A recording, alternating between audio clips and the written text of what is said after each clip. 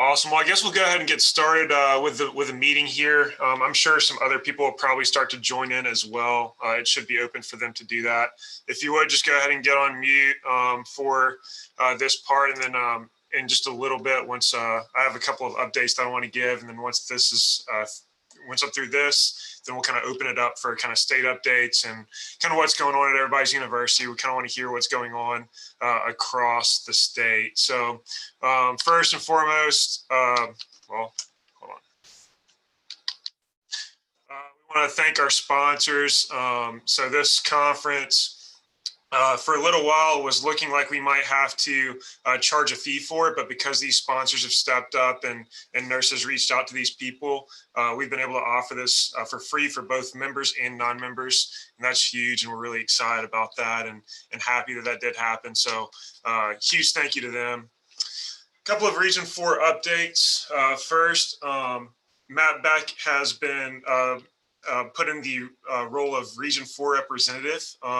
Matt is one of our own from Oklahoma. That's a big deal for us, for our state. It's something that I know I'm extremely proud of, and we're extremely proud of here at OSU, but across the state of Oklahoma, this is a big deal. And Matt served as our state representative 2 years ago, and did a lot of great things for our state and opened up a lot of lines of communication within the state of Oklahoma, and did a great job in that role. And so it's really exciting to see that he has been put into that role as well, and has a voice for our state for Region 4. A couple of committees that have been formed this year. This is the first year that we actually have these committees that have been formed. We have communication, fitness, intramurals, sport clubs, facility operations, and student development. Each one of these committees have a different charge that they've put together within their committees, and are looking to kind of do a lot of research on what's going on within the region and how they can provide materials to help both members and non-members.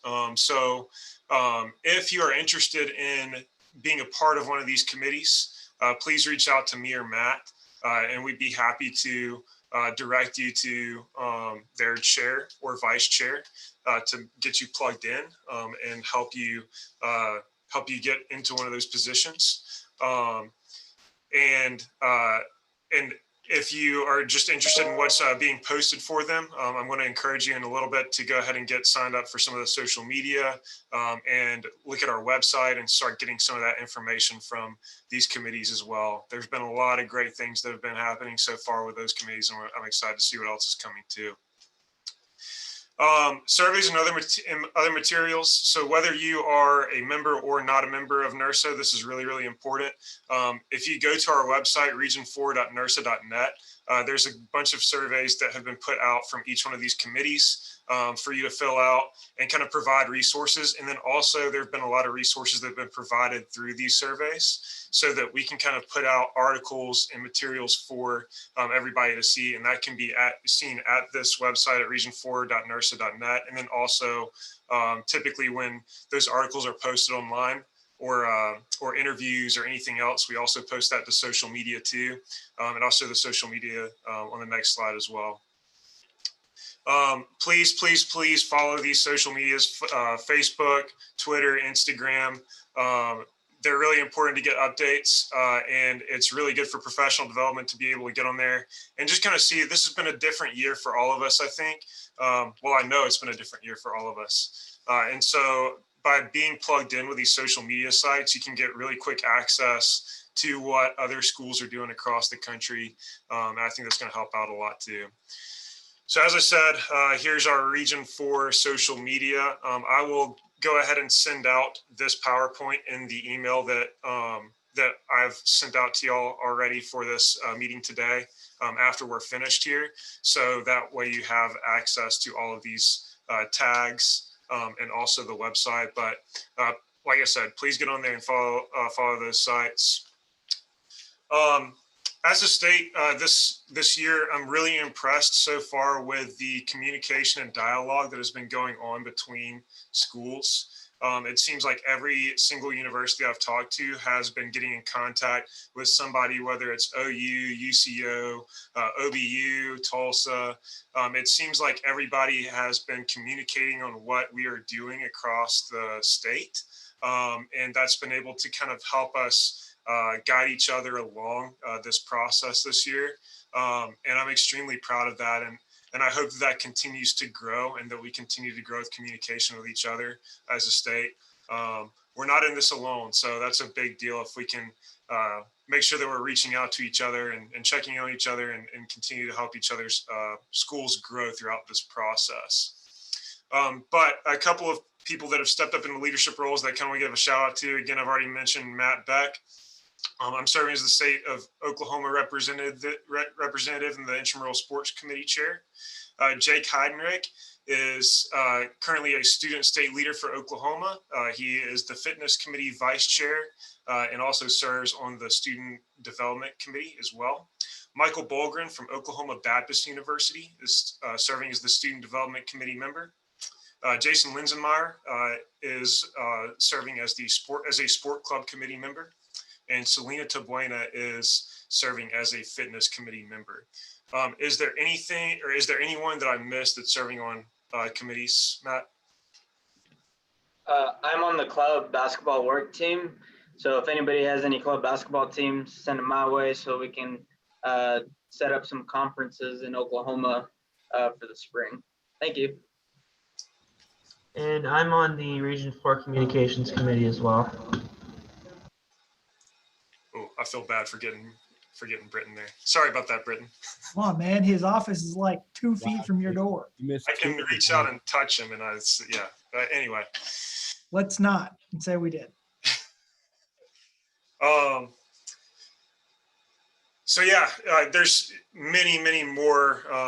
There's many more ways that people are serving both our state, our region, and our nation within NERSA as well. And so I'm really happy and proud of those that have been serving and the network that continues to grow within our state. So with that being said, I kind of want to go around and see who is on the call. So I guess what we will do is just kind of for the sake of starting off here, is there anybody on the call from OU that would like to speak on what is going on at University of Oklahoma?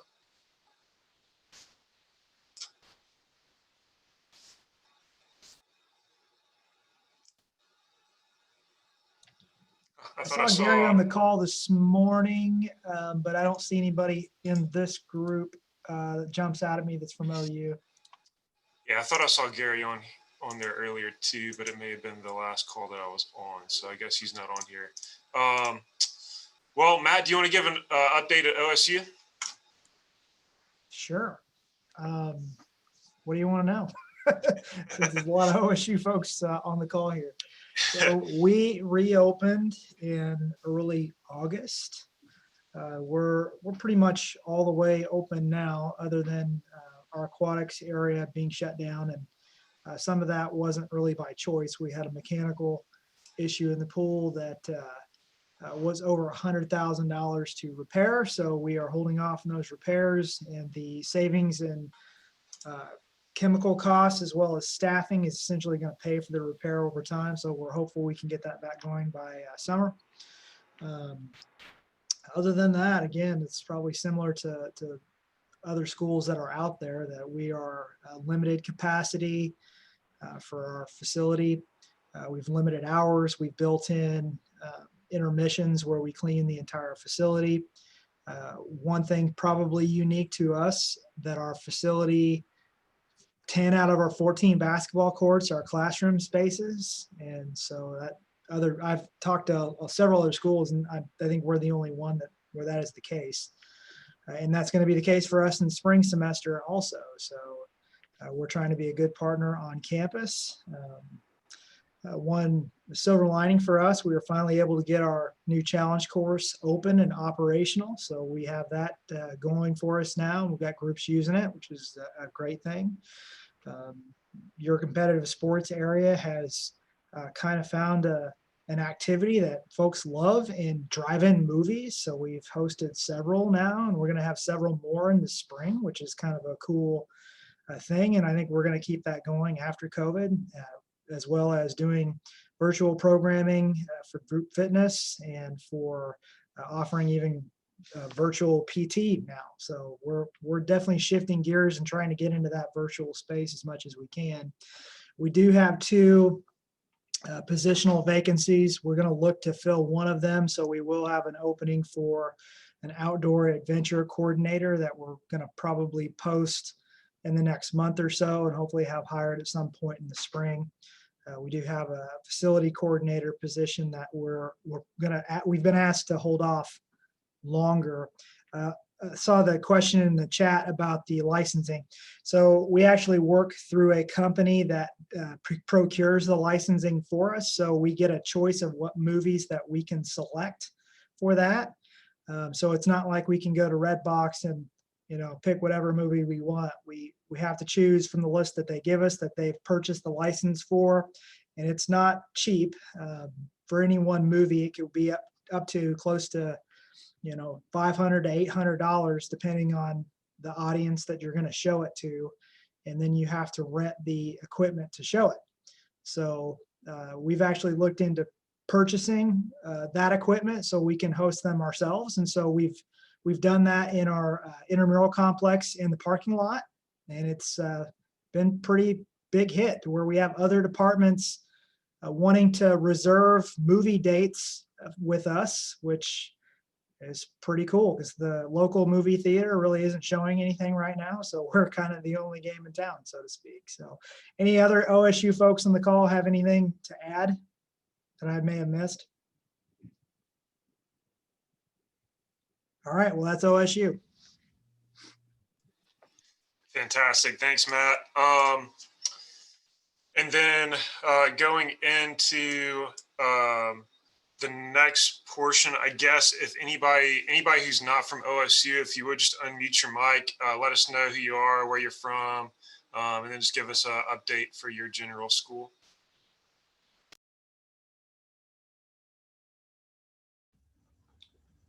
Hey guys, it's Gary Armstrong, University of Oklahoma. Sorry I was late. We're actually closing at 3 o'clock because of the ice and snow. So I don't know if you guys up in Stillwater have got anything, but Yep, 3:30 for us. 3:30 for you guys. Well, we are now shutting it down here. So we're in the process of trying to get people's attention so our workers can know when to go. So sorry about being late. Klee, what was we need to kind of give an update of kind of where we're at? Yeah, just give a synopsis of kind of where you're at, what you've done to kind of combat everything this semester, and just kind of what's going on with your program. Okay. Well, at this time, we are obviously in the middle of trying to mitigate COVID, our response with that, along with allowing our facility to stay open. So like many of you, you've probably spaced everything according to the CDC or state health officials' guidelines. On top of that, we have canceled many of our programs where social distancing and masking cannot be done. So intramural wise, we are not participating in any team sports at this time.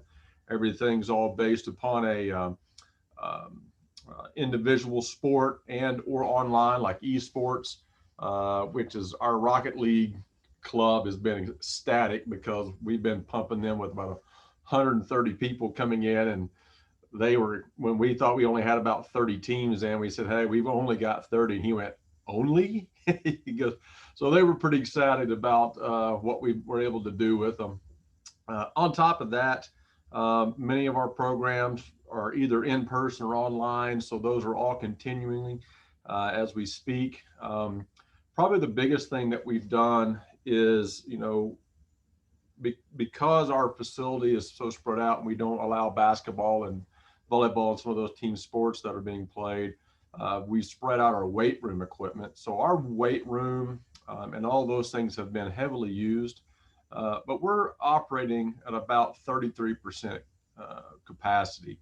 Not that we are only allowing that, but that's what's been getting into the building. So we've been running our numbers from last year to this year, and it's about 33% daily and per month, even at the beginning of the year. So it's been a little bit of a challenge trying to get people to follow some sort of direction that we have, because we were expecting to be a little bit heavier used.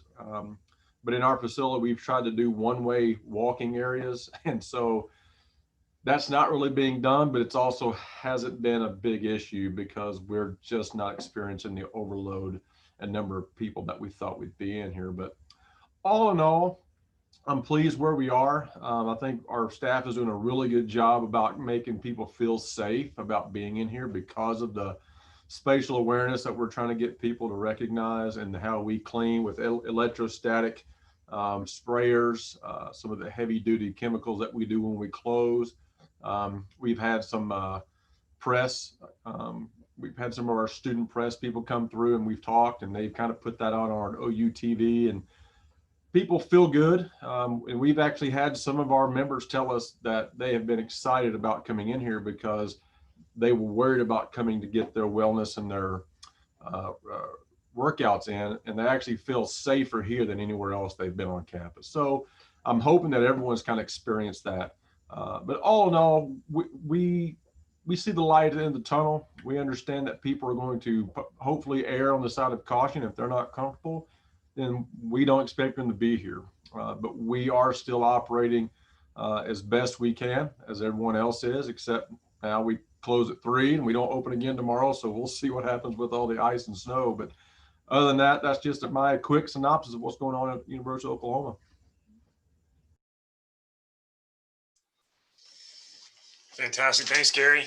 Also, Dan Fregel slipped in a little nickname for you earlier today in the presentation, G Money Armstrong. Is there a story behind that? Oh, you're on mute, Gary. The short story is that when I was in college and I played college basketball at a small school in Texas, I was given the nickname of G Money by my teammates. And it kind of stuck, and it kind of worked its way when I came to OU as a non-athletic participant undergrad, and just came up here to go to school. And when I started at OU, my email address, if most of you may not know this, is gmoney@ou.edu. So it's highly professional. But I've had that email for, well, I'm on my 27th year of being on staff here, and I had it right when we got them as students in the early 90s. So it's kind of stuck. So Mr.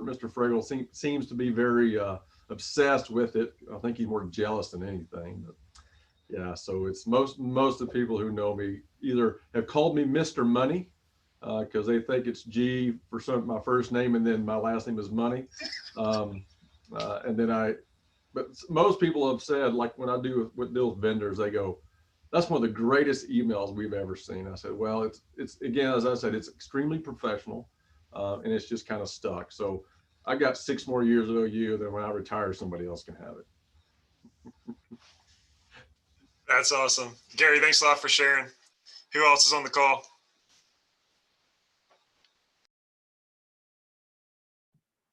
Hey, I'm Emily Howland with the University of Tulsa. I'm currently serving as the interim director. We opened on Labor Day weekend, and we started, progressing back into normal-ish hours. We're going a little bit early, like 6 a.m. until about 9:30 at night.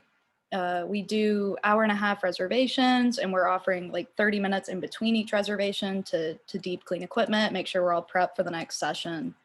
All of our in-person programming was suspended, but recently we were approved to do a Halloween event. So we're gonna try that out on Saturday from 12 to 6, do a little badminton, ping pong, can jam, and cornhole.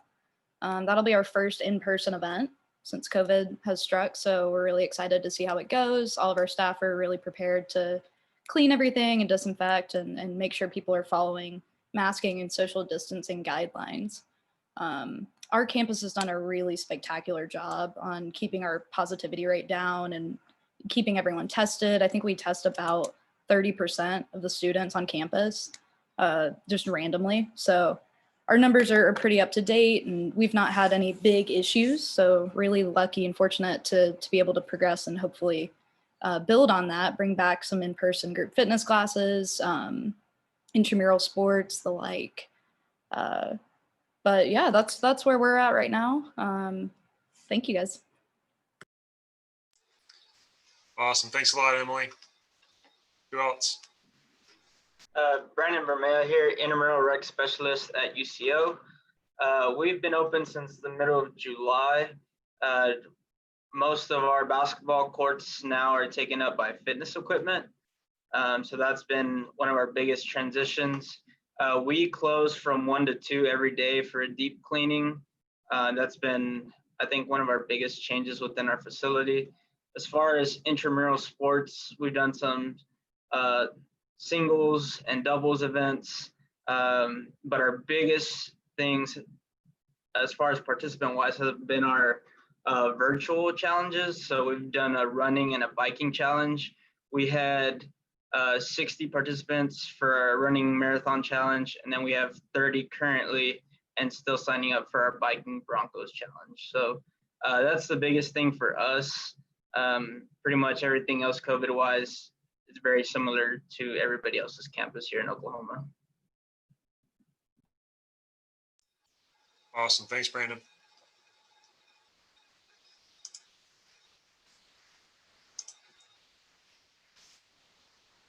Do we have any other universities that are represented?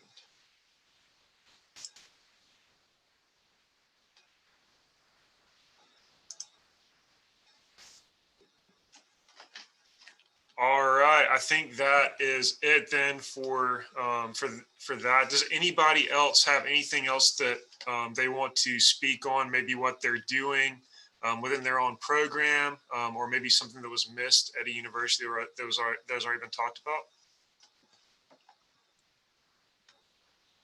More questions. I'm sure, like specifically, Gary could probably speak to specifics that OU is doing, and I'm sure I can speak to specifics that OSU is doing. So if other schools like UCO and Tulsa or whatnot have questions about some things that we've done, would be happy to answer whatever you got.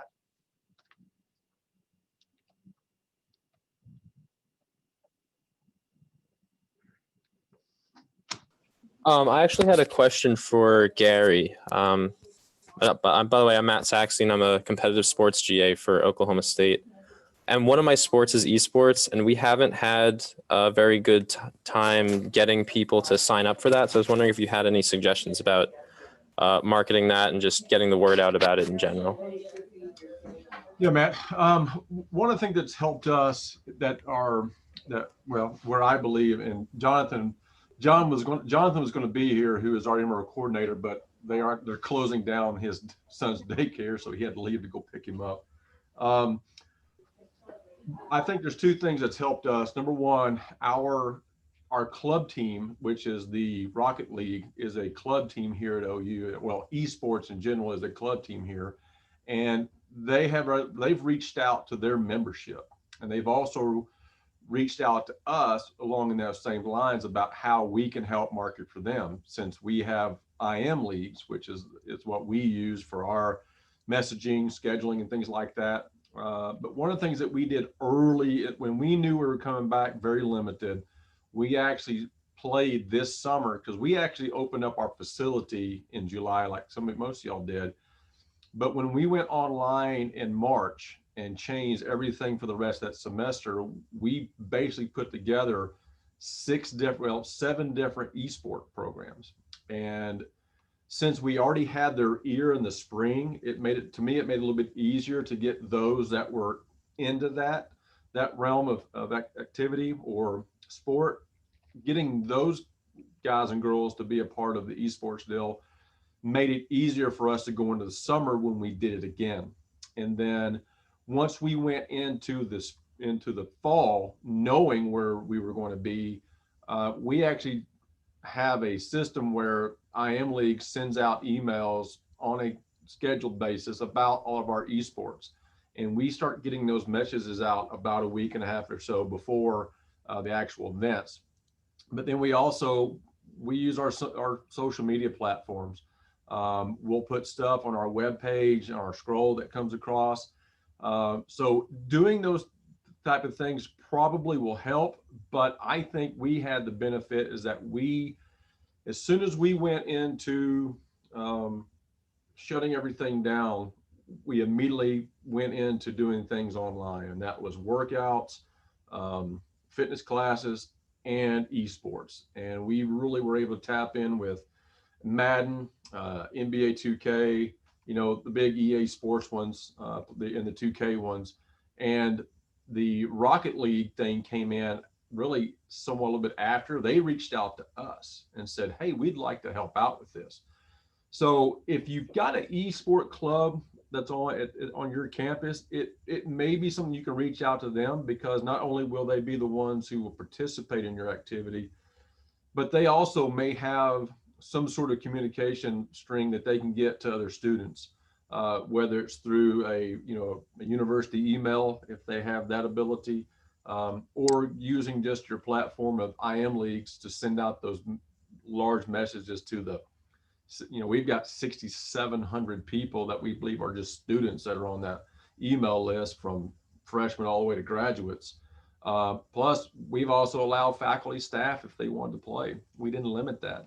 So that might be some way that you can get stuff out, not to the point where you're just constantly hammering them. Because if you talk to Jonathan, he gets a little bit of hate mail, because they all, because since he sends this stuff out through IM leagues, we've seen some good emails about people not liking Jonathan because of the it's almost like spam now. So, but I think we really stepped into it kind of luckily, Matt, just because of our timing. That kind of got us our numbers to be pretty decent just for even now.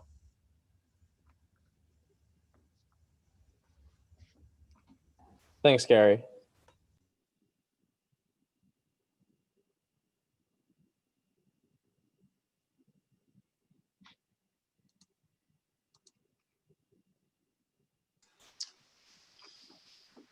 Are there any other questions or reports?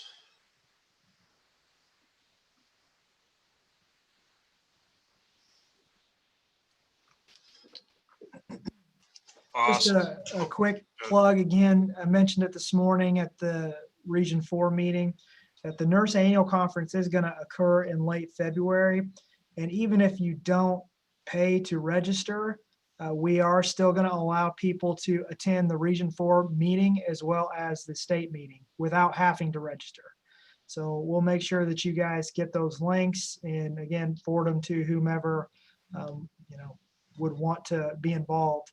Because I'm sure as we hit February, we'll have some new updates with how things are progressing with COVID, and with changes to potentially changes in administration nationally, and that could lead to some additional changes for us. So I think that's a good checkpoint for all of us, just to get together and check in and see how things are going.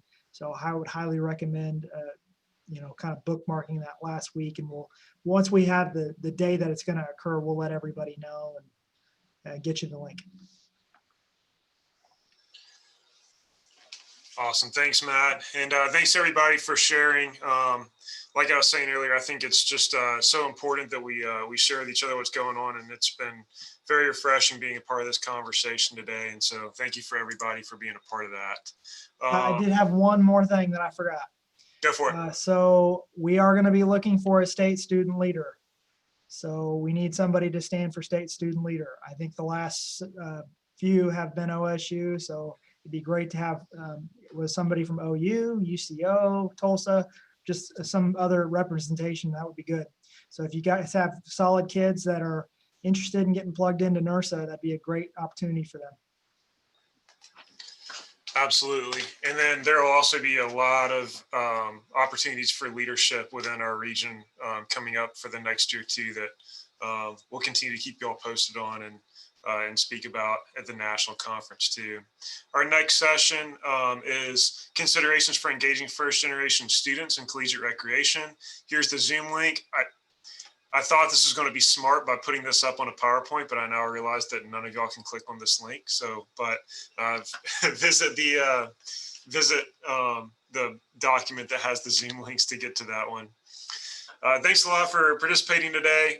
If you have any questions that you think that I can answer as for our state or for OSU or anything like that, feel free to reach out to me. This is my email.